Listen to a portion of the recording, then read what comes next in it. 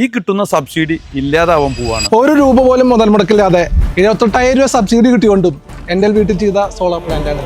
പക്ഷേ ഇന്ന് സിദ്ധാർത്ഥല്ല കേട്ടോ.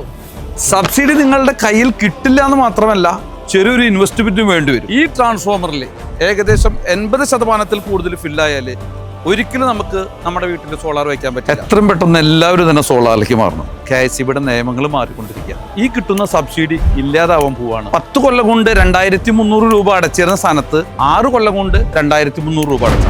കഴിഞ്ഞ പ്രാവശ്യം പറഞ്ഞ പോലെ തന്നെ ചെയ്തിട്ടുണ്ട് അല്ലെ. താഴെ വൈറ്റ് അടിച്ചു. നമ്മൾ ബൈഫേഷ്യൽ പാനലിന്റെ ഏറ്റവും നല്ല ഗുണം കിട്ടിയിട്ടുണ്ടാവും എന്ന് വിചാരിക്കണോ? തീർച്ചയായിട്ടും. ഇപ്പൊ എങ്ങനെ കറണ്ട് ബില്ല് എങ്ങനെ വരുന്നത്? 136 രൂപ കേട്ടോ എനിക്ക്. മിസ്റ്റർ ദീപുവിന്റെ കൃത്യമായിട്ടുള്ള നിർദ്ദേശം ഞാൻ വൈറ്റ് പെയിന്റ് ചെയ്തിരുന്നു. അപ്പോൾ തന്നെ അതിന്റെ പ്രൊഡക്ഷനിൽ മാറ്റുന്നുണ്ട്. ദീപുവിന്റെ ഓഫീസും അതുപോലെ ദീപുവിന്റെ കസ്റ്റമർ കെയർ സംവിധാനം ഒക്കെയാണ്. 3000 വാട്ട്സിന്റെ ഈ പാനൽ വെച്ചിട്ട് എന്തുകൊണ്ടാണ് ഈ സ്പേസ് നമ്മളത് വിട്ട് എന്നുള്ളത് ഒരുപാട് ആൾക്കാർ ചോദിച്ചിരുന്നു. KSEBിയുടെ റൂൾസ് പ്രകാരം നമുക്ക് ഒരു പ്ലാന്റിന്റെ 17 തൊട്ടിട്ട് 20% വരെ നമുക്ക് അഡീഷണൽ ആയിട്ട് നമുക്കത് ആഡ് ചെയ്യാം. ഭാവിയിൽ എന്തെങ്കിലും ആവശ്യം വരും എന്നുള്ളത് കൊണ്ട് തന്നെ നമ്മളുടെ എല്ലാ കസ്റ്റമേഴ്സിനും അവരുടെ ആവശ്യപ്രകാരം നമ്മൾ ചെറിയൊരു സ്പേസ് നമ്മൾ ഇട്ട് കൊടുക്കാറുണ്ട്. ആ സ്പേസാണിത്.